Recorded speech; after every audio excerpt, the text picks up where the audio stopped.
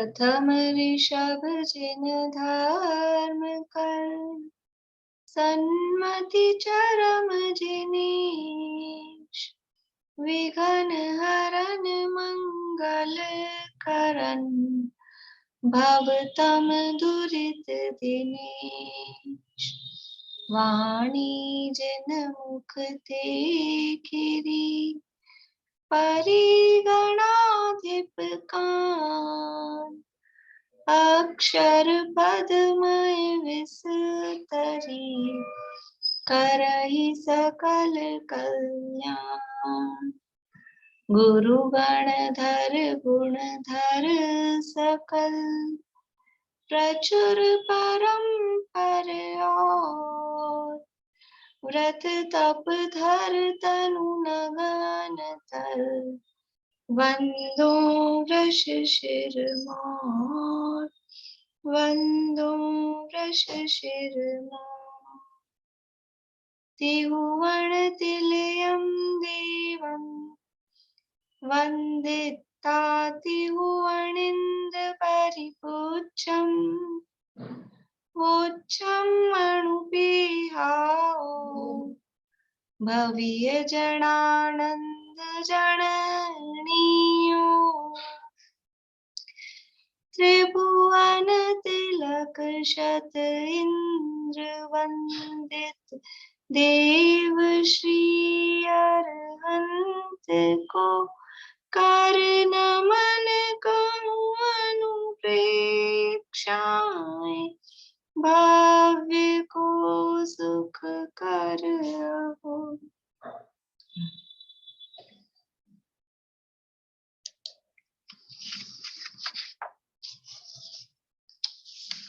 गाथा पाठ करेंगे अशुचि और आश्रव अनुप्रेक्षा की। एक ही व्यक्ति बोलेंगे? चलिए बोलिए दे मुझे। अपन आज इसको पूरा कर लेंगे आश्रव अनुप्रेक्षा को, फिर कल अपन पेपर डिस्कस कर लेंगे, ताकि ये अनुप्रेक्षा पूरी हो जाए तो बीच में वो नहीं होगा। पेपर डिस्कस बाकी है ना अभी, तो ये आश्रव अनुप्रेक्षा को आज पूरा कर लेंगे, फिर कल अपन पेपर डिस्कस। कल बुधवार है ना, कल अभी आज मंगलवार ही है ना, हाँ, तो कल अपन फिर पेपर डिस्कस कर लेंगे। देखिए यहाँ कार्तिक अनुप्रेक्षा नामक ग्रंथ है, और इसके अंतर्गत हमारी चर्चा अध्रुव, अशरण, संसार, एकत्व, अन्यत्व और अशुचि, ये जो 6 वैराग्य परक भावनाएं हैं, इनकी चर्चा के बाद में अब तत्व परक भावनाओं की चर्चा यहाँ प्रारंभ हुई है। पहले वैराग्य परक भावनाओं की चर्चा क्यों की कि पहले तो कोई भी किसान होता है, खेत में बीज डालता है, तो ऐसे ही आया जमीन पर बीज पटक दिए, बस हो गया, काम हो जाता है? कि पहले उस भूमि को तैयार करना पड़ता है, भूमि को नरम बनाना पड़ता है। कठोर भूमि में बीज उगता नहीं कभी, वो तो ऊपर ही रह जाएगा, अंदर घुसेगा ही नहीं। अंदर जाएगा तब उसमें से अंकुर फूटेगा ना। तो अंदर जाने के लिए उस भूमि को नरम हो गया तो वो बीज को अंदर ले पाएगी। कठोर भूमि में बीज अंदर जाएगा कैसे? तो यहाँ पे भी पहले भूमि तैयार होनी चाहिए। हमारी भाव भूमि एकदम कठोर, हम संसार में आसक्त और पर पदार्थों को अपना मान रखा है, सबको नित्य मान रखा है, सबको शरण मान रखा है, और कोई सब ऐसे कैसा बना रहेगा हमारा सारा संयोग, ऐसे मान के बैठे हैं, अहंकार में भरे बैठे हैं कि हम तो कर लेंगे, हमारे पास रुपया पैसा धन दौलत सब है। तो पहले वो भाव भूमि तैयार करी कि तुम ये जो सब मान के बैठे हो, ये सब कुछ भी टिकने वाला नहीं है, बचाने से बचने वाला नहीं है, कोई शरणभूत नहीं है, किसी में सुख नहीं है, अकेले ही सब कुछ सुख दुख भोगना पड़ेगा, कोई साथ देने वाला नहीं है। और ये घर परिवार वाले तो कोई साथ देंगे ही नहीं। कि जिसे मैं मेरा कहते हो शरीर, ये भी अपना नहीं, ये भी साथ नहीं देगा। और इसमें क्या क्या अंदर भरा है जिससे इतना अनुराग करते हो, ये कोई भी कुछ भी, ये सब अपने नहीं है। ऐसा कह के वो जो इतना अहंकार में चढ़ा था, तो वो थोड़ा नीचे आता है व्यक्ति, और भाव भूमि उसकी भूमिका तैयार होती है, वो कुछ सुनने समझने को तैयार है। जो अपने रुपए पैसे धन दौलत के मद में अहंकार में है, उसको एकदम से आप धर्म की तत्व की बात बताओ, एकदम से नहीं सुनता है व्यक्ति। जो कई लोगों के जीवन में ऐसे टर्निंग पॉइंट हुए होंगे कि धर्म में कैसे लगे, कब लगे। कई लोगों से आप कई तो अपने लग गए वैसे ही संस्कार थे, या यूं समझ लो। पर कई लोगों के जीवन में ऐसा कि किसी का वियोग हो गया, पहले बिल्कुल धर्म वरम अच्छा नहीं लगता था, सुहाता नहीं था, लेकिन घर में ऐसा हो गया कि समझ लो पुत्र का वियोग हो गया, कि पति का वियोग हो गया, कि पत्नी का वियोग हो गया छोटी उम्र में। तो वो एकदम से फिर किसी ने कहा, वो एकदम से फिर आदमी हिल जाता है, ऐसा कैसे हो गया। तो फिर किसी ने उस समय कहा हो कि भाई तुम थोड़ा मंदिर चला करो, थोड़ा प्रवचन सुना करो, ये सुनो, तो फिर उनकी रुचि बदल जाती है। तो वो कोई प्रसंग, मतलब वो थोड़ा अपने मान कषाय से नीचे उतरे, अपने अहंकार से, अपने संयोगों के एकत्व से, तब तो जाके तत्व की बात समझ में आए। जब उसको संसार की अनित्यता दिखे कि ऐसा है, पुत्र का वियोग हो गया, हम तो बैठे ही रह गए, ऐसा किसी को दिखे, फिर उसको लगे नहीं संसार में कुछ नहीं है, अब तो क्या करना, किसके लिए करना, ऐसे भाव आते ना फिर। अब ये नहीं रहा तो फिर क्या करना, तो फिर धर्म में लगता है जी। तो ये जब सब समझ में आ गया कि संसार में कोई नहीं है, किसी का नहीं है, सब अकेले ही अपने को करना है, तो फिर अब ये तत्व की बात, अब ये जो आगे की 6 भावनाएं हैं उसमें 2-3 तो तत्व का ही नाम है, आश्रव संवर निर्जरा। तो अब तत्व की बात यहाँ पर वो सुनने को तैयार होगा, वो अंदर प्रवेश करेगी। तो ये आश्रव अनुप्रेक्षा की चर्चा यहाँ अपन ने देखी थी। आश्रव किसे कहा था कि मनोवचन काय के निमित्त से जो आत्मा के प्रदेशों में कंपन होता है, परिस्पंदन होता है, उसका नाम आश्रव है। और वो जो आश्रव है वो 2 प्रकार से होता है, या वो कंपन 2 प्रकार से होता है, ऐसा कह सकते हैं। एक तो मिथ्यात्व और कषाय से सहित, मोह से सहित, मोह दैण जुत्ता, और एक मोह से विजुत्ता, मोह से रहित। यानी उसको जो नाम दिए हैं तत्वार्थ सूत्र में, सांप्रदायिक आश्रव और ईर्यापथ आश्रव। कषाय सहित आश्रव वो सांप्रदायिक आश्रव है, कषाय रहित आश्रव वो ईर्यापथ आश्रव है। अकेले कषाय बोले तब भी उसमें मिथ्यात्व शामिल है, अकेले मिथ्यात्व बोल रहे हैं तब भी उसमें कषाय शामिल है, ऐसा समझना। फिर आश्रव के कारणों की ये सारी चर्चा अपन ने की थी कि आश्रव के या बंध के वो 5 कारण, मिथ्या दर्शन, अवृत्ति, प्रमाद, कषाय और योग, ये 5 कारण वो कहे गए हैं। और यथा योगी गुणस्थान के अनुसार जितने जितने इन कारणों का अभाव होता है, मिथ्यात्व गया, अविरति गई, प्रमाद गया, कषाय गई, तो उस आधार पर उतना उतना आश्रव भी रुकता है। वो आश्रव का कारण गया ना, कारण के जाने पर कार्य कैसे होगा। जितना जितना कारण रुका उतना उतना कार्य भी। समझ लो अपने नाव वाला उदाहरण समझ लो, इतना बड़ा छेद हो रहा था, तो इतना बड़ा छेद में से इतना सारा पानी एक साथ आ रहा था। अब मान लो धीरे धीरे करके थोड़ा थोड़ा भरा, तो उतना उतना पानी भी तो आना है, कि वो स्पीड, वो फ्लो, वो कम होगा ना। तो ऐसे ही जिस जिस कारण का अभाव होता है, तो उतना वो आश्रव भी उसके आधार पे कम होता है। ये बात यहाँ पर अपन ने देखी थी। देखिए जो भावार्थ है ना, इसका भावार्थ अपना पूरा नहीं हुआ शायद, 89 गाथा है कार्तिक अनुप्रेक्षा में, 42 नंबर पेज पे। मोह विवाग वसादो जे परिणामावन्ति जीवस् ते आसवा मुनिच्चसु मिच्छत्तायि अणेय विहार। मोह के उदय से जो परिणाम इस जीव के होते हैं वे ही आश्रव हैं। हे भव्य, तू प्रत्यक्ष रूप से ऐसा जान, वे परिणाम मिथ्यात्व को आदि लेकर अनेक प्रकार के हैं। यानी मोह के उदय से जीव के जो परिणाम होते हैं, तो मोह के उदय से मतलब मोहनीय कर्म के उदय से, और मोहनीय कर्म के उदय से मिथ्यात्व है, उसमें कौन से कर्म का उदय है, मोहनीय कर्म, दर्शन मोहनी। अविरति में कौन से कर्म का उदय है, अविरति कौन से कर्म के उदय से होती है, बोलिए अनिता आंटी। चारित्र मोहिनी कर्म के उदय से। चारित्र मोहनी, बढ़िया। चारित्र मोहनी में कौन सा, बोलिए मिन्नती।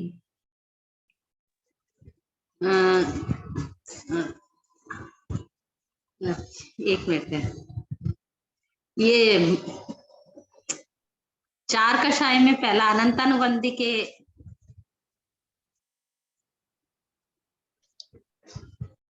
बोलिए।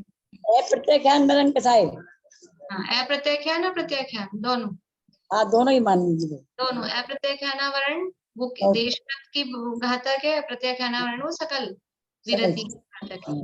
तो अविरति में कारण चारित्र मोहनीय कर्म सामान्य रूप से कहा, और उसमें विशेष देखेंगे तो अप्रत्याख्यानावरण कषाय और प्रत्याख्यानावरण कषाय। तो ये भी मोहनीय का ही भेद हुए ना। मतलब मैं ये बता रही हूँ आपको, जो मोह के उदय से कहा है ना, तो मिथ्यात्व जो बंध का कारण है उसमें मिथ्यात्व कर्म का उदय है। अविरति में अप्रत्याख्यानावरण और प्रत्याख्यानावरण चारित्र मोहनीय, वो भी मोहनीय कर्म का उदय है। प्रमाद, प्रमाद में बोलिए सुनीता आंटी। संजलन का उदय प्रमाद में। बढ़िया, संचलन का, और उत्तीव्र उदय। प्रमाद नहीं, तो संचलन का तीव्र उदय वो प्रमाद में निमित्त है। तो संचलन कौन से कर्म का भेद है? संचलन कौन से कर्म का भेद है? चारित्र मोहनी का। तो वही हुआ मोहनी। समझ में आ गई बात? फिर कषाय, कषाय तो समझ में ही आती है साफ साफ, चारित्र मोहनी की भेद है। तो इस तरह से ये मोहनीय कर्म, कषाय और योगी, योग तो समझ लो, योग में भी आत्म यानी शरीर नाम कर्म का उदय वो अलग है, योग एक। बाकी ये जो है, तो ये मोह के उदय से जो परिणाम इस जीव के होते हैं वे ही आश्रव हैं, और वे परिणाम मिथ्यात्व आदि लेके अनेक प्रकार के हैं।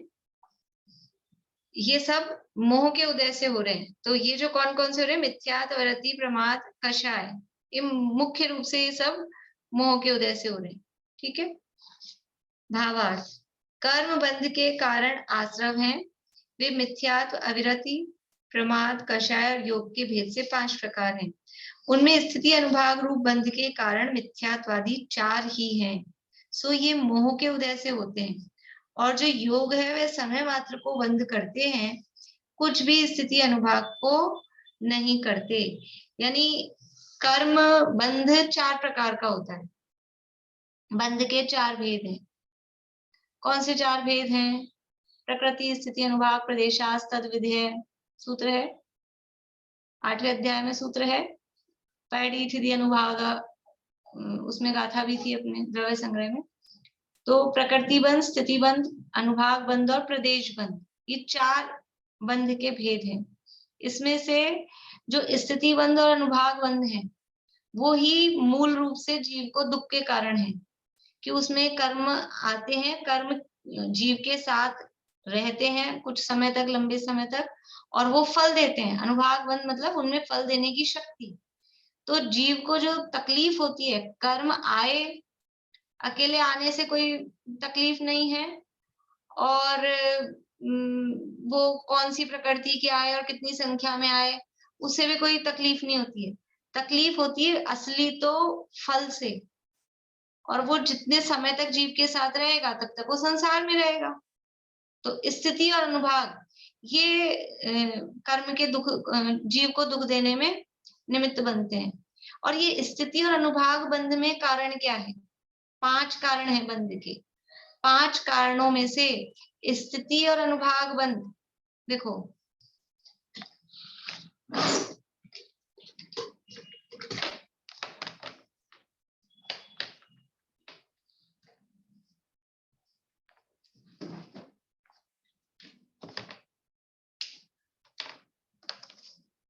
बंध के 5 कारण है, मिथ्या दर्शन, अविरति, प्रमाद, कषाय और योग।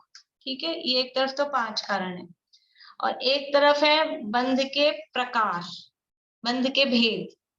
ठीक है, प्रकृति, प्रदेश, स्थिति और अनुभाग, ये 4। तो ये तो है 4 और ये है 5। अगर इधर इधर 5 5 होते तो अपन एक एक के साथ एक लगा देते, भी इसके कारण ये, इसके कारण ये। लेकिन अपने लगाने से थोड़ी ना होता है। पर ये तो है 5 और ये है 4। अब किस कारण से कौन सा बंध होता है? ये बंध के प्रकार है, ये बंध के कारण है। तो किस कारण से कौन सा बंध होता है? ठीक है, तो प्रकृति और प्रदेश बंध ये तो होते हैं योग के कारण से। योग से होता है प्रकृति और प्रदेश बंध।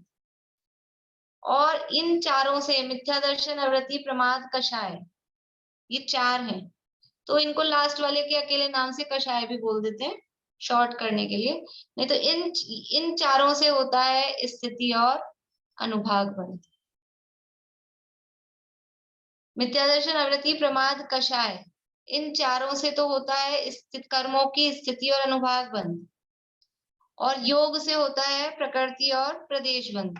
अब जिनको ये नहीं आता हो प्रकृति बंध किसे कहते हैं, प्रदेश बंध किसे कहते हैं, 1-2 लोग होंगे तो वो आप वहां से पढ़ना, 8वें अध्याय में शुरू में ही है ना। ये होते हैं। और हमको तकलीफ देने वाला कौन सा बंध है इन चारों में से? इन चारों में से तकलीफ किसके कारण हो रही है? ये स्थिति और अनुभाग बंध के कारण तकलीफ हो रही है। जो दुख हो रहा है वो ये फल मिल रहा है, उसी से दुख हो रहा है ना। कर्म फल दे रहे हैं आके, कर्म बंधे रहते हैं, पड़े रहते हैं, तब तक तो कोई तकलीफ नहीं है। तकलीफ कब होती है? जब उसका उदय आ जाता है तब तकलीफ होती है। तो ये स्थिति और अनुभाग बंध में से हमको तकलीफ होती है। और इस तकलीफ का कारण क्या है? इस तकलीफ का कारण क्या है? ये मिथ्या दर्शन, अविरति, प्रमाद और कषाय। इसलिए जीव के दुख का कारण क्या है? समझ में आ रहा है? दुख का कारण, पहला कारण है मिथ्या दर्शन, फिर अविरति, हम अविरति हैं, कोई देश व्रत सकल व्रत ये नहीं है हमारे, ये भी दुख का कारण है। नहीं तो जो संसार विषय सुख हो तो तीर्थंकर क्यों त्यागे? तीर्थंकर तो समय दृष्टि होते हैं, वो रहे ग्रस्त दशा में, क्यों मुनि व्रत धारण करते हैं? क्योंकि वो अविरति भी दुख का कारण है। प्रमाद 6ठे गुण स्थान तक रहता है, वो भी दुख का कारण है, क्योंकि संजन कषाय का तीव्र उदय है उसमें। और कषाय, ये सब दुख के कारण है। इनसे हो रहा है स्थिति और अनुभाग बंध। तो ये कहा उनमें स्थिति अनुभाग रूप बंध के कारण तो मिथ्यात्वादी 4 हैं। और ये मोह के उदय से होते हैं, पेपर ने देख लिया। मिथ्यात्व कौन से कर्म के उदय से होता है? मिथ्यात्व दर्शन मोहनीय नामक कर्म के उदय से, मिथ्यात्व नामक दर्शन मोहनीय कर्म के उदय से मिथ्यात्व हो रहा है। तो मोहनी आया, अविरति अप्रत्याख्यानावरण चारित्र मोहनीय, प्रत्याख्यानावरण चारित्र मोहनीय, तो मोहनी आया। प्रमाद संचलन चारित्र मोहनी के तीव्र उदय से ये प्रमाद। और कषाय वो समझ लो अनंतानुबंधी, प्रत्याख्यान, प्रत्याख्यान, संचलन, चारों क्रोध मान माया लोभ, वो कषाय है। और 25 पूरी ले लो, समझ लो यथा योग्य। तो ये सब मोहनीय कर्म के उदय से हो रहा है। तो उनमें स्थिति अनुभाग रूप बंध के कारण मिथ्यात्वादी 4 ही हैं। सो ये मोह के उदय से होते हैं। और जो योग है वे समय मात्र को बंद करते हैं। अभी योग से हो रहा है प्रकृति और प्रदेश बंध। ठीक है, अभी एक और स्थिति इसमें कि ये जहां तक कषाय है वहां तक तो स्थिति अनुभाग बंद होगा, ठीक है, और जहां तक योग है वहां तक प्रकृति प्रदेश बंद होगा। तो कषाय रहती है 10वें गुण स्थान तक, ठीक है। और ये योग कहाँ तक होता है? कषाय होती है 10वें गुण स्थान तक, और योग 13वें तक, ठीक है। तो अब आप ये बताइए कि स्थिति अनुभाग बंध कौन से गुण स्थान तक होगा? रीजनिंग का क्वेश्चन है।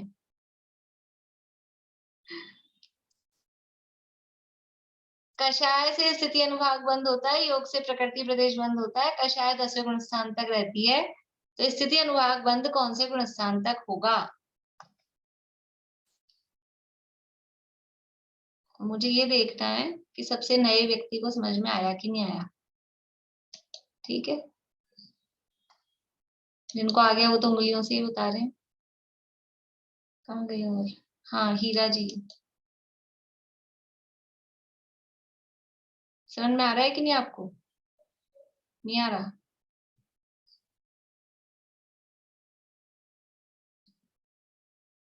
ललतेश जी, नहीं आ रहा समझ में? बोलिए। स्थिति अनुभाग बंद कौन से गुणस्थान तक होगा? आवाज चालू करिए।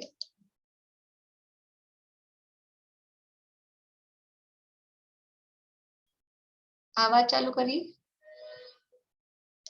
आवाज चालू करिए ना, आवाज ही नहीं आ रही आपकी। हाँ मैम फोन मैम नया है, थोड़ा चला नहीं पा रही हूँ। हाँ हाँ बोलिए। हेलो। हाँ बोलिए, अब आ रही है आवाज। हाँ जी। हाँ, क्या क्वेश्चन था आपका? स्थिति अनुभाग बंद कौन से गुणस्थान तक होगा? स्थिति अनुभाग बंद कौन से? नहीं, अभी समझ नहीं आ रहा, अभी नहीं समझ। ठीक है ठीक है। देखिए, कषाय से स्थिति अनुभाग बंद होता है, योग से प्रकृति प्रदेश बंद होता है। ठीक है, ये समझ में आ गया। कषाय होती है 10वें गुणस्थान तक, योग होता है 13वें गुणस्थान तक। तो अब स्थिति अनुभाग बंद कौन से गुणस्थान तक होगा? नीलम भाभी मदद कीजिए अपनी बहन की। 10वें गुणस्थान तक, 10वें गुणस्थान तक। कारण? क्योंकि कषाय 10वें गुणस्थान तक रहती है। कषाय 10वें गुणस्थान तक है और कषाय से ये हो रहा है, तो जब कारण जहां तक होगा वहीं तक तो ये कार्य हुआ। ये है कार्य, ये है कारण। तो कारण जहां तक है वहीं तक कार्य दिखेगा ना। जब कारण का ही अभाव हो गया तो उसके आगे कार्य नहीं होगा। ठीक है, तो क्योंकि ये कषाय इन सबसे स्थिति अनुभाग बंद हो रहा है और लास्ट में जाती है कषाय, तो इसलिए कषाय को ले लेते हैं। तो कषाय 10वें गुणस्थान तक रहती है, इसलिए स्थिति अनुभाग बंद 10वें गुणस्थान तक होता है। और स्थिति का मतलब है कर्म आत्मा के साथ बंधे रहें, कुछ काल तक रहें, वो कहलाती है स्थिति। अनुभाग का मतलब है वो फल दें, तो वो कर्म आत्मा के साथ कुछ समय तक बंधे रहें और वो फल दें। ये वाले कर्म केवल 10वें गुणस्थान तक आते हैं। उसके बाद क्या होता है? उसके बाद में 11वें 12वें 13वें में भी कर्म आते हैं। क्यों आते हैं? क्योंकि योग है, योग भी कर्मों के आने का कारण है। तो कर्म आते हैं, और आते हैं तो उससे कौन सा बंद होता है? प्रकृति बंद होता है और प्रदेश बंद होता है। प्रकृति बंद का मतलब है कि कर्म के जाति, ज्ञानावरण बंधेगा कि दर्शनावरण बंधेगा कि मोहनीय बंधेगा, तो वहां 11वें गुणस्थान में यथा योग्य वेदनीय कर्म होता है, तो वो प्रकृति हुई। और प्रदेश का मतलब है कितने परमाणु आ रहे हैं, कर्म के कितने परमाणु आ रहे हैं। तो कितने भी परमाणु आओ उससे फर्क नहीं पड़ता, अनंत ही आते हैं, उससे कम तो आते नहीं है। यहाँ तो अनंतों में बात चलती है, तो उससे फर्क नहीं पड़ता। फर्क पड़ता है वो कितने दिन कितने समय साथ रह रहे हैं और कितना फल दे रहे हैं। तो वो काम तो बंद हो गया, अब फल देने का काम। तो अब वो योग के कारण 11वें 12वें 13वें गुणस्थान में कर्म आ रहा है और उसमें स्थिति पड़ ही नहीं रही। उस स्थिति नहीं पड़ रही मतलब वो आया और गया, रुकेगा ही नहीं, क्योंकि उसके पास रुकने के लिए परमिशन ही नहीं है, क्योंकि उसके पास कषाय नहीं है। कषाय से उसको रुकने की परमिशन मिलती, और अब रुका ही नहीं तो फल क्या देगा? अब वैसे भी कषाय नहीं है तो अनुभाग भी नहीं पड़ा, और जो रुके तो फल दे, रुका ही नहीं तो भी फल नहीं देगा। तो योग से प्रकृति और प्रदेश बंद होते हैं, उससे कोई वो तकलीफ दे नहीं है। यद्यपि वो भी, उसका भी अभाव होता है बाद में, लेकिन उससे कोई जीव को तकलीफ होती हो ऐसा नहीं है, क्योंकि वो समय मात्र का होता है। वो यहाँ लिखा है कि उनमें स्थिति अनुभाग रूप बंध के कारण मिथ्यात्वादी 4 ही है। सो ये मोह के उदय से होते हैं, और जो योग है वे समय मात्र बंध को करते हैं, कुछ भी स्थिति अनुभाग को नहीं करते, इसलिए बंध के कारण में वो प्रधान नहीं है।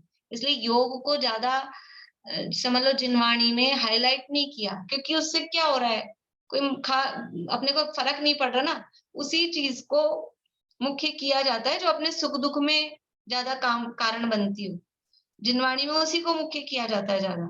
अब इससे अपने सुख दुख का कोई खास फर्क नहीं पड़ रहा, इसलिए योग को ज्यादा गिनते नहीं।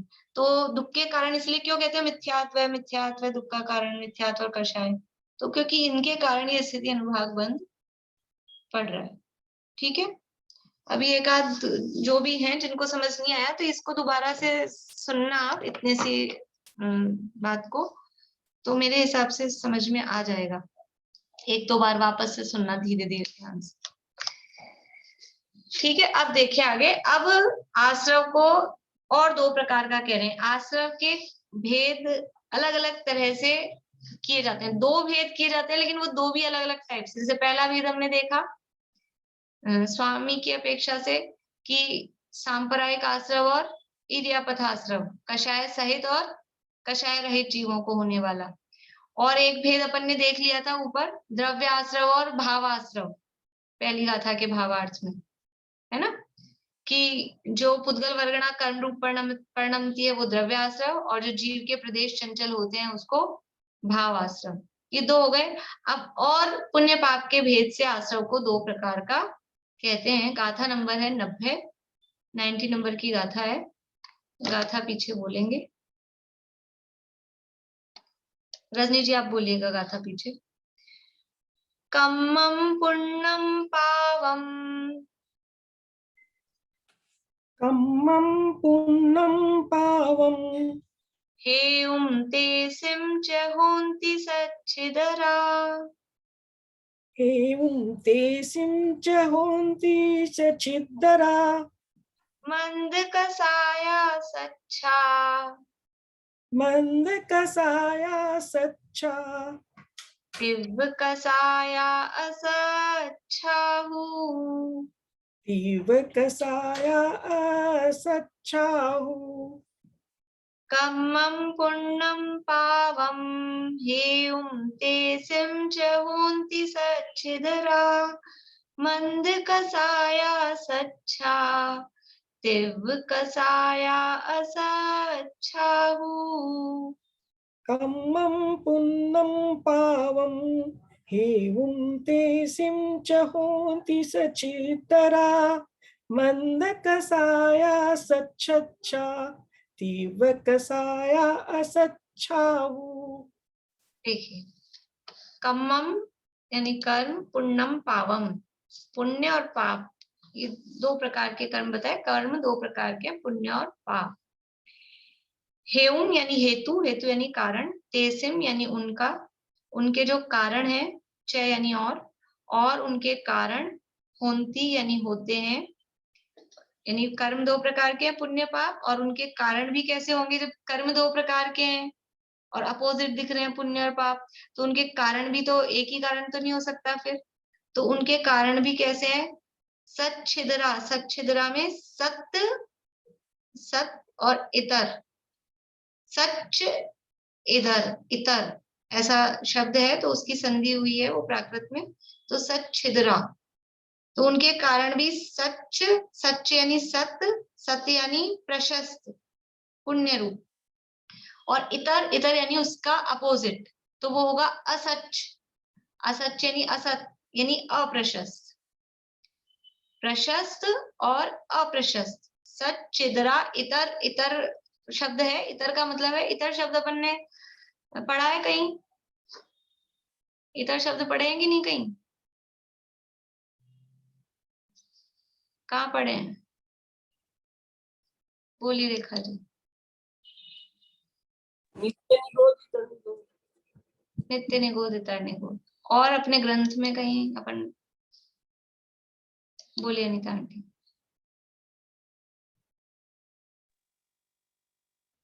इधर का मतलब तत्वार सूत्र में पढ़ा था छठे अध्याय में, तत्वार सूत्र में कई सूत्रों में आता है, कई सूत्रों में। सेतराणी, सेतराणी, ये अपने बहु बहुविध क्षिप्राणि सतानुक्त ध्रुवाणाम सेतराणाम पहले अध्याय में आया है ना। स इतर, इतर का मतलब है उसके अपोजिट, तो यहाँ पे भी सच इधर, सच बता दिया यानी प्रशस्त सत, और उसका इतर यानी अप्रशस्त। ठीक है, तो कर्म पुण्य और पाप के भेद से दो प्रकार के हैं, और उनका जो हेतु यानी उनके जो कारण है वो भी सत्य यानी प्रशस्त और इतर यानी अप्रशस्त, उनके कारण भी दो होते हैं। अब सत्य प्रशस्त क्या है, तो कह रहे मंद कसाया सच्चा, जो मंद कषाय है वो तो है प्रशस्त, सच्चा, सच्चा यानी सत्य यानी शुभ है, प्रशस्त है। और तीव्र कसाया असच्छा हूँ, और जो तीव्र कषाय है वो अप्रशस्त है, असच्छ यानी अप्रशस्त है। ठीक है, तो क्योंकि कर्म दो प्रकार के हैं तो उसके आधार पे आश्रव को भी दो प्रकार का यहाँ कहा गया है। कर्म दो प्रकार के हैं, कौन से दो प्रकार के? एक पुण्य और एक पाप, और उनके जो कारण हैं, कारण भी दो प्रकार के हैं, एक अच्छे प्रशस्त रूप और एक अप्रशस्त रूप। और प्रशस्त कारण क्या है कि मंद कषाय रूप परिणाम, वो तो प्रशस्त कारण है, उससे पुण्य कर्म आता है। और जो तीव्र कषाय रूप परिणाम है वो अप्रशस्त कारण है, वो पाप के आने में कारण है। तो क्योंकि कर्म दो प्रकार के हैं और इसलिए ये कर्म के आने की बात चल रही है, आश्रव की बात चल रही है। तो कर्म दो प्रकार के हैं तो उसके कारण भी दो प्रकार के हैं, इसलिए आश्रव भी दो प्रकार का कहा, एक शुभ आश्रव और एक अशुभ आश्रव, या एक पुण्य आश्रव और एक पाप आश्रव। ठीक है, अब नाम तो अपन ने पहले सुने हुए हैं, उसको यहाँ गाथा रूप में कहा है। यानी आश्रव के दो भेद, एक शुभ आश्रव या प्रशस्त आश्रव और एक अप्रशस्त या अशुभ आश्रव, पुण्य आश्रव और पाप आश्रव, यानी दोनों तीनों नाम उसमें चलते हैं। देखिए अन्वयार्थ, कर्म पुण्य पाप के भेद से दो प्रकार का है और उनके कारण भी सत यानी प्रशस्त, इतर यानी अप्रशस्त दो ही होते हैं। उनमें मंद कषाय परिणाम तो प्रशस्त यानी शुभ है और तीव्र कषाय परिणाम अप्रशस्त यानी अशुभ है। भावार्थ, साता वेदनीय शुभायु उच्च गोत्र और शुभ नाम, ये चार प्रकृतियां तो पुण्य रूप हैं, बाकी चार अघाती कर्म असाता वेदनीय नरकायु नीच गोत्र और अशुभ नाम, ये चार प्रकृतियां पाप रूप हैं। सूत्र याद आ रहा है? सद्वेद्य शुभायु नाम गोत्राणी पुण्यम अतो अन्यत पापम, 8वें अध्याय में सूत्र है, पुण्य पाप प्रकृतियों के लास्ट के सूत्र हैं। ठीक है ना, और गाथा अपने द्रव्य संग्रह में गाथाएं थी। तो देखो कौन से पुण्य प्रकृतियां, कौन सी पाप प्रकृतियां, तो यहाँ तो मूल मोटी मोटी बता दी। साथ देखो जितने भी कर्म के भेद हैं, कर्म के नाम सबको पता है, हीरा जी, ललतेज जी, आप लोगों को कर्म के नाम पता है?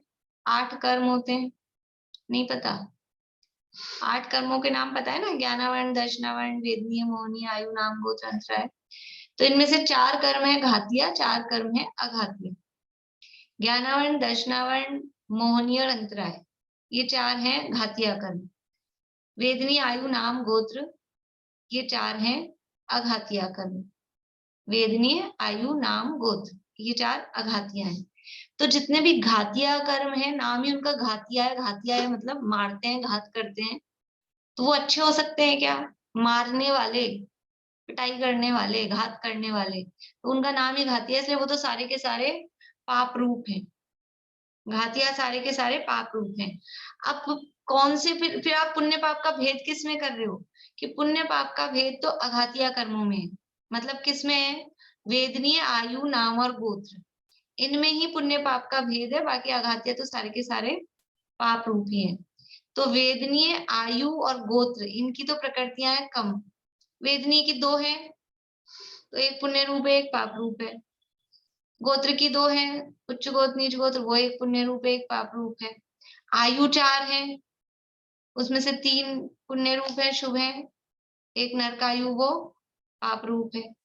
ठीक है, तो ये तो जल्दी सलट गए। अब नाम कर्म की 93 प्रकृतियां, तो उनको कह दिया शुभ नाम और अशुभ नाम, ऐसे करके यहाँ कह दिया। अभी अपन फिर सारी प्रकृतियों की चर्चा नहीं कर रहे, जिनको याद है अच्छी बात है, जो भूल गए हैं और जिनको पता नहीं है वो सब तत्वार्थ सूत्र के 8वें अध्याय में सब कुछ नाम प्रकृतियों के भी लिखे हुए दिए हैं, सबके पास पुस्तकें हैं।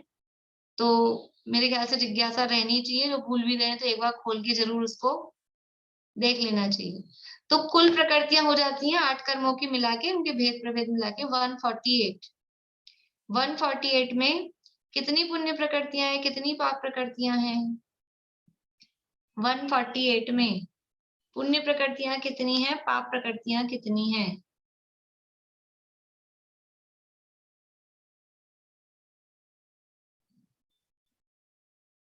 कौन है उम्मीदवार? आशा आंटी याद है?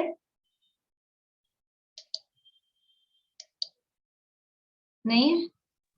100 और 68 100 और 68, बढ़िया। 100 क्या है? पुण्य, नहीं 100 पाप, 100 पाप, बढ़िया। पाप और 68 पुण्य। 100 प्रकृतियां पाप रूप है और 68 प्रकृतियां पुण्य रूप है। अब टोटल कितना हो गया? टोटल हो गया 168। अभी आप कह रहे थे 148। अब वो तो क्या है, 20 प्रकृतियां दोनों में जुड़ती हैं, ठीक है। 20 प्रकृतियां दोनों में जुड़ती हैं, इसलिए वो 20 बढ़ जाती हैं, इतना समझ लेना। तो 100 प्रकृतियां पाप रूप है और 68 प्रकृतियां पुण्य रूप है। तो वो पुण्य प्रकृतियां जो हैं वो कैसे आती हैं? तो कह रहे हैं कि जो मंद कषाय रूप परिणाम है, मंद कषाय रूप परिणाम है ना, वो परिणाम शुभ है, उससे वो पुण्य प्रकृतियां आती हैं। और तीव्र कषाय रूप परिणाम है, उससे वो पाप प्रकृतियों का आश्रय होता है, ये यहाँ बता रहे हैं। तो घातिया कर्म की तो सारी की सारी, और अघातिया में भी आधी। किसका पेटा, किसका वो ज्यादा है? तो पाप का वैसे भी प्रकृतियों में अपन ने देखा तो 100:68 ऐसा रेशियो है, तो पाप प्रकृतियां अधिक है। भावार्थ, सातवेदनी, शुभायु, उच्च गोत्र और शुभ नाम, ये 4 प्रकृतियां तो पुण्य रूप है। बाकी 4 घातिया कर्म में बाकी 4 घातिया कर्म और असाता वेदनी, नरकायु, उच्च गोत्र, अशुभ नाम, ये सब पाप रूप है। तो उनके जो कारण आश्रय है वो भी 2 प्रकार के हैं, पुण्य आश्रव और पाप आश्रव। तो जिस कारण से पुण्य प्रकृतियों का आश्रय होता है उस कारण को बोलते हैं पुण्य आश्रव, जिस कारण से पाप प्रकृतियों का आश्रय होता है उसको बोलते हैं पाप आश्रव। तो मंद कषाय रूप परिणाम वो पुण्य आश्रव है, पुण्य के कारण है, पुण्य को कर्म को लाने वाले हैं। तीव्र कषाय रूप परिणाम है वो पाप आश्रव है, ये यहाँ पर कहा है। अब मंद तीव्र कषाय को प्रकट दृष्टांत पूर्वक कहते हैं। मंद कषाय क्या है और तीव्र कषाय क्या है, इसको थोड़ा उदाहरण से बता रहे हैं। हमको ऐसे समझ में नहीं आया मंद कषाय, हम तो मंद कषाय समझते हैं अपनी, कौन अपनी को तीव्र कषाय समझेगा? गुस्सा करने वाले आदमी को कहो गुस्सा क्यों कर रहे हो, मैं कहाँ गुस्सा कर रहा हूँ, मानता ही नहीं है मैं गुस्सा कर रहा हूँ। तो कौन से परिणाम मंद कषाय रूप है, कौन से परिणाम तीव्र कषाय रूप है, ये यहाँ गाथा कह रहे हैं। सुमन जी बोलिएगा। सवत्थ विपीय वयनम, सवत्थ विपीय वयनम, दुर्वयणे दुर्जने विखम करणम, दुर्वयने दुर्जने विखम करणम, सव्येसिं गुणगहनम, सव्येसिं गुणगहनम, मंद कसायान देठन्ता, मंद कसायान दीठन्ता, सवत्थ विपीय वयनम, दुर्वयणे दुर्जने विखम करणम, सव्येसिं गुणगहनम, मंद कसायान देठन्ता। सवत्थ विपीय वयनम, दुर्वयणे दुर्जने विखम करणम, सव्येसिं गुणगहनम, मंद कसायान दीठन्ता। देखिए, सवत्थ विपीय वयनम, सवत्थ यानी सब जगह, सब जगह मतलब सबके साथ, सब जगह का मतलब आपके लिए क्षेत्रवाची नहीं, व्यक्ति में भी सब जगह मतलब सब स्थानों में, क्षेत्रवाची भी, व्यक्तिवाची भी, भाववाची भी, कालवाची भी, सब रूप से लगा लेना। प्रिय वचन यानी हर जगह, जिस क्षेत्र में, जिस काल में, जिसके साथ में, किसी के भी साथ में हो, किसी भी जगह पे हो, किसी भी तरह की परिस्थिति हो, कैसा हो, प्रिय वचन। तो सब जगह यानी शत्रु तथा मित्र आदि में, यानी कैसी भी परिस्थिति हो, सुख की, दुख की, शत्रु की, मित्र की, सबके साथ प्रिय वचन बोलना। तो मुख्य रूप से बोलने की व्यवहार व्यक्तियों में आएगा, तो चाहे शत्रु हो तो भी प्रिय वचन, मित्र हो तो भी प्रिय वचन। ऐसा नहीं कि किसी के साथ तो कौन सी लैंग्वेज और किसी के साथ कौन सी लैंग्वेज, ऐसा नहीं, सबके साथ प्रिय वचन। ये किसकी बता रहे हैं? मंद कषाय के क्या लक्षण है, किसको कहें मंद कषाय, कि सबके साथ जो प्रिय वचन बोलता हो, सबके साथ एक सी, कोई टोन चेंज नहीं, कोई, तो फिर हम भी एक सी बोलेंगे सबके साथ अक्खड़ तू तकाड़े की भाषा, कि नहीं, प्रिय वचन शब्द दिया है ना, सबके साथ अच्छा व्यवहार, भाषा में अच्छा व्यवहार। दुर्वर्णे दुर्जने विखम कर्णम, कोई दुर्वचन बोलता हो, दुर्वर्णे यानी दुर्वचन वाला, और दुर्जने यानी दुर्जन हो, तो कोई दुर्वचन बोलता हो यानी कोई अपने साथ खोटे वचन बोलता हो, गाली गलौज करता हो, वो सामने वाला कर रहा है खराब वचन और वो दुर्जन है सामने वाला, तो भी खम करणम, तो भी ये क्षमा का परिणाम अंदर हो, कि साहब हम, जो हमसे मीठा बोलता है मुझसे मीठा बोलते हैं, ये गाली गलौज कर रहा है तो हम भी उसी तरह से बोलेंगे, ऐसा नहीं। तो पहली बात में दूसरी बात यद्यपि गर्भित हो गई कि सबके साथ प्रिय वचन बोलना, तो ये तो बोलने वाली बात हो गई। और फिर बोलना बोलना ही नहीं अकेला, बाहर से तो बोल रहा है और अंदर गुस्सा आ रहा है जोर का, ऐसा नहीं, उनमें क्षमा करने वाला भाव, क्षमा का भाव, कोई दुर्वचन बोलता हो, कोई दुर्जन हो, हमारे साथ बुरा भी करता हो, तो भी उनके साथ क्षमा का परिणाम, ये मंद कषाय का लक्षण है। सबके साथ प्रिय वचन बोलना ये मंद कषाय का लक्षण है, और सबके प्रति क्षमा का भाव ये मंद कषाय का लक्षण है। सव्वेसिम गुण गहनम, और सब में गुण ग्रहण का भाव, गुण ग्रहण का भाव रहे नित। हमारी दृष्टि कहाँ रहती है, भले ही हमको पकड़ में आती है नहीं आती है, लेकिन मतलब 95% ऐसा होता है, उसने ऐसा बोला, उसने, यानी किसी की चाहे ड्रेस देखनी हो, किसी की चाहे चाल ढाल देखनी हो, किसी का खान पीन देखना हो, किसी की बोलचाल देखनी हो, कोई किसी ने कार्यक्रम किया हो, कोई यात्रा ले गया हो, कि कोई शादी ब्याह हो, उसकी कमी पहले देखते हैं। ऐसा होता है कि नहीं होता है, इनको ऐसा करना, भले हम कमी के रूप में नहीं, लेकिन अपन ये तो अपन कहते हैं ना, इनको ऐसा करना चाहिए था, इनको वैसा करना चाहिए था, इनको ऐसा करना चाहिए था, इनको वैसा, तो ये क्या कह रहे हैं अपन, ये कमी देख रहे हैं ना। गुण ग्रहण का भाव रहे नित, उसमें क्या अच्छाई हुई वो बड़ी मतलब मुश्किल से पकड़ में आती है। तो कौन सी कषाय है फिर अपनी, अगर कमियां ही देखते रहते हैं, और जो देखेंगे जो ग्रहण करेंगे वही अपने में आएगा। तो यदि हम कमियां देखते हैं तो दोष ग्रहण कर रहे हैं, और इनका ये काम अच्छा है, ये काम बढ़िया होता है, ये इनकी अच्छी, इनकी आदत बहुत अच्छी है, हंसते रहते हैं, प्रसन्न रहते हैं हर परिस्थिति में, ऐसा अपन देख रहे हैं, तो वो गुण ग्रहण। सव्वेसिम गुण, देखो सब में गुण होते हैं, सब में दोष होते हैं। कोई एक व्यक्ति, मतलब व्यक्ति गुण, गुण दोष मतलब ये लौकिक वाली, कोई व्यक्ति दोषी ही दोषी हो, बुराइयां ही बुराइयां हो, और कोई व्यक्ति में गुण ही गुण हो, ऐसा कभी नहीं होता। हाँ, समझ लो किसी जिसके यशस कीर्ति का उदय है, या अपनी तरफ से देखो तो जिससे अपने को प्रेम है, अनुराग है, उसके गुण ही गुण दिखते हैं, और जिसके इधर यश का उदय है और अपने को जिससे समझ लो द्वेष परिणाम, अरति का परिणाम है, उसके दोष ही दोष दिखते हैं, ये है। बाकी ऐसा नहीं होता। रावण में भी गुण थे कि नहीं थे, रावण भी गुणवान था, ज्ञानवान था पूरा, ऐसा नहीं था। तो अकेले गुण ही गुण हो, जैसे कहते हैं ना उदाहरण में, कि जहां फूल होते हैं वहां पर फूल ही फूल होते हैं, कांटे भी होते ही ना। कमल कहाँ होता है, वहां कीचड़ भी होता है, वहां कमल भी होता है, वहां फूल भी होते हैं, वहां कांटे भी होते हैं।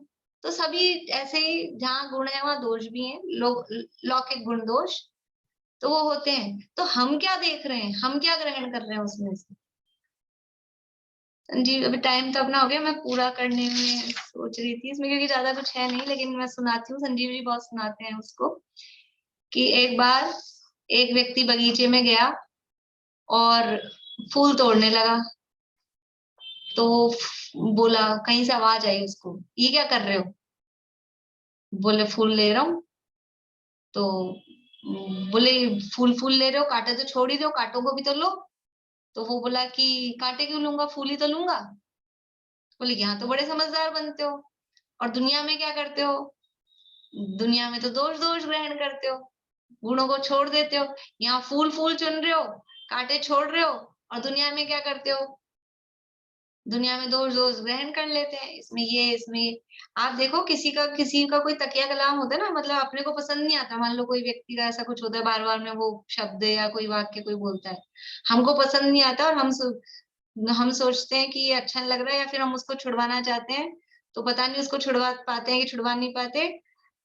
पर ऐसा होता है कि या तो उसकी मजाक बनाते बनाते या उसको सुनते सुनते अपन ही वो बोलने लग जाते हैं, या तो उसकी समझ लो कुछ लोग हंसी उड़ाने के चक्कर में बोलते हैं तो वैसे, या फिर वो उसी रूप में उसको ग्रहण कर लेते हैं।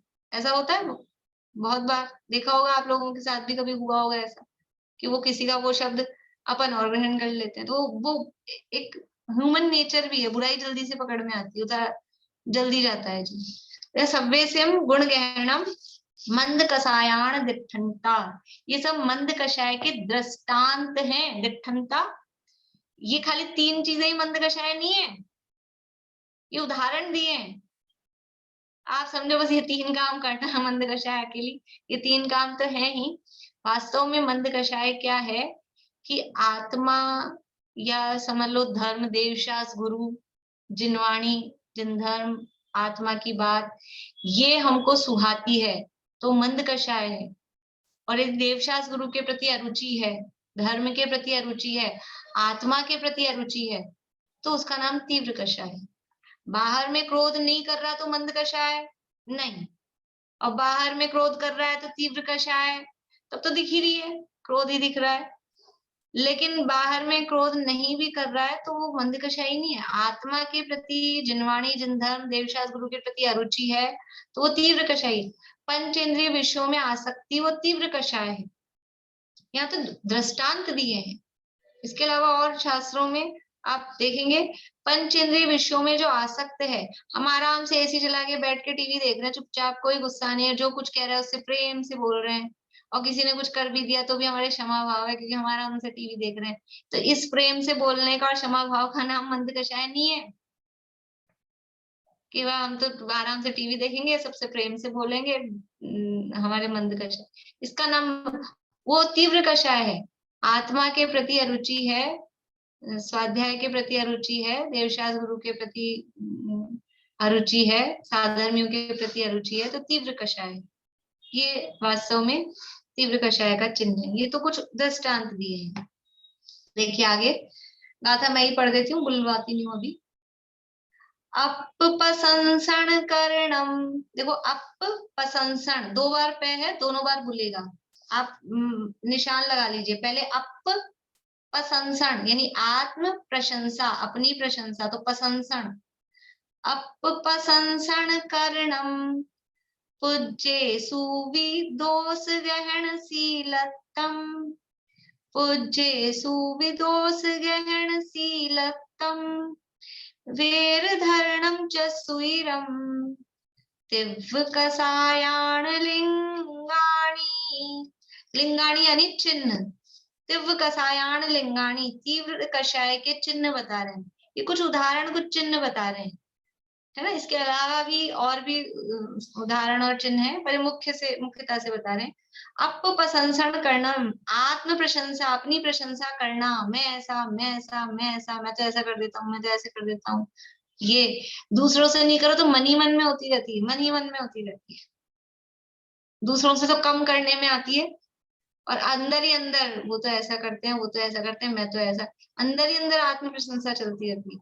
कभी ऐसा होता है हमारे मन में दूसरों की प्रशंसा चलती हो, बाहर तो कर देते होंगे कभी कभार किसी के सामने लिहाज में कि ऐसे, अंदर मन में कभी किसी की प्रशंसा चलती हो, बहुत रेयर है। लेकिन अपनी अपनी प्रशंसा मन में, ये क्या है?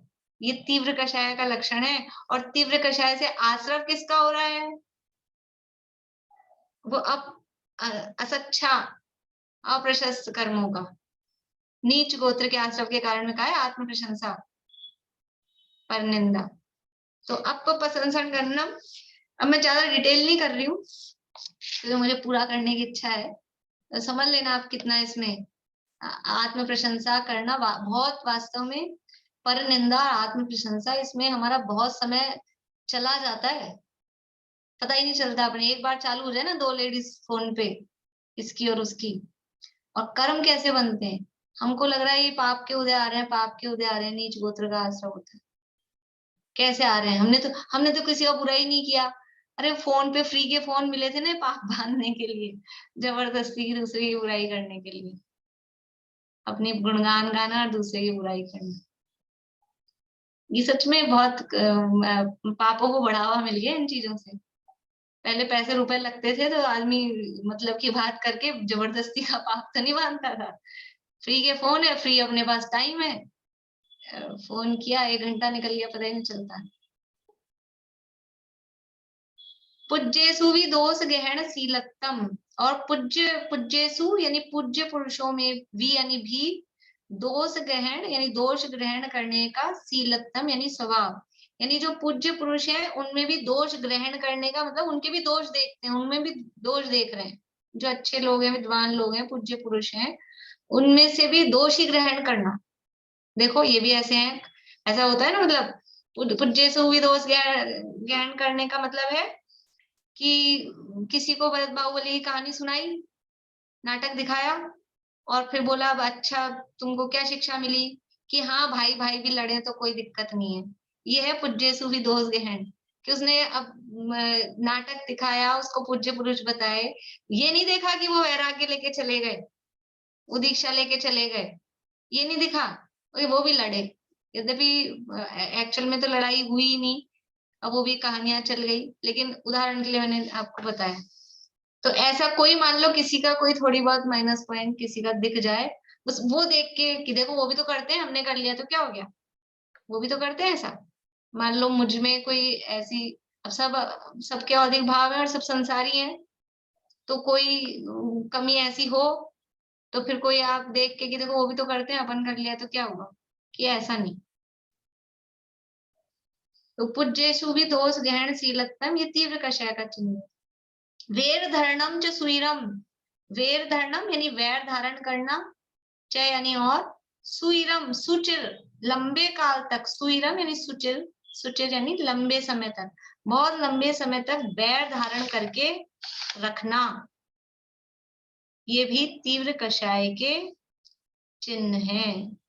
ये सब तीव्र कषाय के चिन्ह हैं। अपनी प्रशंसा करना, पूज्य पुरुषों, पूज्य में और दूसरों में भी, किसी भी व्यक्ति में से दोष ग्रहण करने का जो स्वभाव है वो अच्छी आदत नहीं है, तीव्र कषाय का चिन्ह है। और बैर तो किसी से धारण करना ही नहीं। कोई बात हो जाए, हो जाती है, संसार में है अभी, तो तुरंत ही अगर परिस्थिति अनुकूल हो तो सामने के सामने ही तुरंत क्षमा भाव धारण करना, नहीं तो अपने मन में तो कर ही लेना। रात को सोते समय किसी से भी कोई भी कुछ बात हुई हो, कुछ भी हो, मेरा सबके प्रति क्षमा भाव है। अब ये कर लिया ना, फिर भी क्या होता है, रात को तो कर लिया हमने, और फिर 10-15 दिन बाद, महीने 2 महीने बाद कोई बात आती है, तुमने उस दिन ऐसा किया था, तो तुमने तो क्षमा भाव का धारण कर लिया था ना, फिर कहाँ से याद आई वो।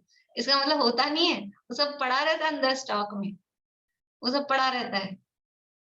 ये सब शब्दों में तो अपन कर ले, हम तो रात को सब त्याग के सोते हैं, सब क्षमा भाव। अरे फिर वो 10-20 साल पुरानी कहाँ से याद आ गई, 10 साल पहले ऐसे हुआ था, वो हुआ था, मेरे यहाँ काम था जब आपने इतने रुपए लिफाफे में दिए थे, वो भी याद रहता है। सब याद रहता है 20-20 साल पुराना। ये क्या है, मतलब ये तो मतलब इस तरह की जो बातें, वो तीव्र कषाय के चिन्ह है। क्या करें, समय तो हो गया।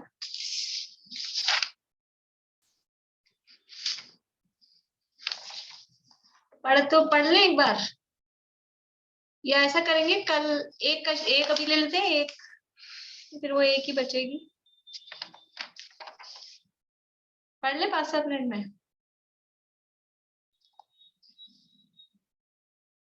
अब कहते हैं कि ऐसे करेंगे, ये 2 कल ले लेंगे, और वो पेपर तो अपना छोटा ही है, फिर बाकी टाइम में पेपर कर लेंगे, ऐसे कर लेंगे, ठीक है, ऐसे कर लेंगे, कल ले लेंगे, फिर बाकी टाइम में पेपर कर लेंगे। आज शाम को भी 7:15 बजे उनका जीनल दीदी का रहेगा, तो आप लोग सब ज्वाइन करिएगा। और वो जो मैंने सूचना डाली है, लगभग अब आज तो जीनल दीदी लेंगे, तो शायद इस वीक में हाँ, ये ग्रंथ पूरा हो जाएगा शाम को जो चल रहा है, और तब तक सबके पास ग्रंथ भी पहुंच जाएंगे 5-7 दिन में। तो फिर अपन श्लोपदेश शुरू करेंगे। मैंने सूचना तो दी थी, मतलब ग्रुप में डाली है, आपने सबने पढ़ी होगी। तो जिनको भी मंगवाने हो वो मुझे, और एड्रेस वैसे जैसे मैंने आपको लिख के दिया है ना, नाम लिखें, फिर थोड़ा स्पेस छोड़ें, फिर एड्रेस लिखें, फिर थोड़ा स्पेस छोड़ें, और फिर मोबाइल नंबर लिखें।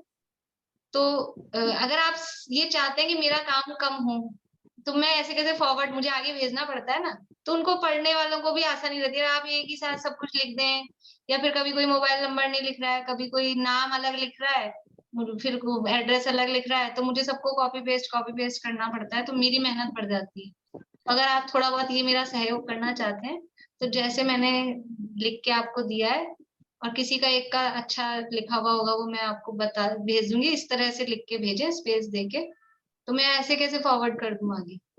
और जयपुर वाले भी सभी लोग अपना एड्रेस भेज दें, क्योंकि जयपुर में नहीं है ग्रंथ, तो बाहर से आएंगे तो सबको अपने अपने घर पे मिल जाए। और किसी को 2 चाहिए तो 2 बार 2 नाम से भेज दें एड्रेस। भाई 2 चाहिए तो 2 लोगों के लिए चाहिए होगा ना, तो 2 नाम से 2 बार भेज दें, तो वो 2 बार, वरना फिर वो उसमें, क्योंकि वहां से वही ग्रंथ आएगा, तो अपने को ग्रंथ का नाम लिखने की जरूरत नहीं है, क्योंकि वही एक ग्रंथ आने वाला है, तो ग्रंथ का नाम तो लिखना है नहीं, तो बस सीधा एड्रेस भेजने। तो आप मेरी इतना सा आप लोगों से निवेदन है, मेरी मेहनत थोड़ी कम हो, तो उसी तरीके से आप लोग लिख के भेज दें। मनोरमा आंटी 1 मिनट बोलिए। रेणु जी। मैम मेरे को तो वो 47 शक्तियों के बारे में पूछना था, 1-2 शक्ति अभी समझ अभी गई। नहीं, अभी नहीं, वो तो लंबा प्रकरण है। बोलिए मनोरमा आंटी। ये जिनेन बेल की रिकॉर्डिंग भी आई है क्या? हाँ रिकॉर्डिंग है ना, आज कल की भी डाल दी मैंने, ग्रुप में भी डाल दी, टेलीग्राम पे भी डाल दी। बोलिए। ये जूम पाठशाला में तो हम लिख नहीं सकते ना, कौन से नंबर पे नहीं, लिखें? मेरे उसमें जो एडमिन्स के नंबर है ना, उसमें मेरा नाम वाला है, उसमें नाम नीचे लिखा है डॉक्टर ज्योति सेठी, उस पे आप मुझे भेज दीजिए। अच्छा। उसमें आप मैसेज करने के लिए दबाएंगे तो उसमें ओनली एडमिन स्कैन आएगा, हाँ तो उसमें आप मेरा नंबर पे मुझे मैसेज कर दीजिए, मेरा नंबर दीजिए। हाँ भाई पूछिए। ठीक है, दीदी सेम प्रश्न पूछ रही थी मैं। ठीक ठीक, कहाँ पूछ रहे हैं? चलिए जिनवान स्थिति करते हैं।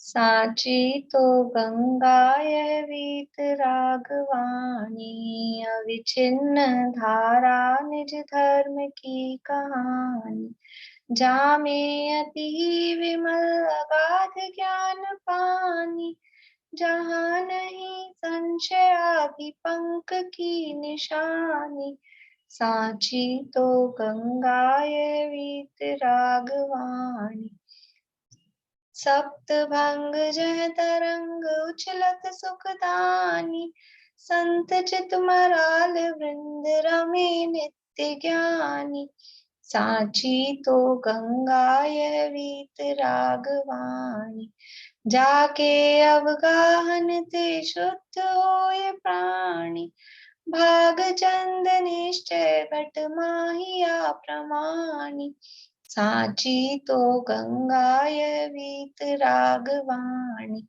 अविच्छिन्न धारा निज धर्म की कहानी।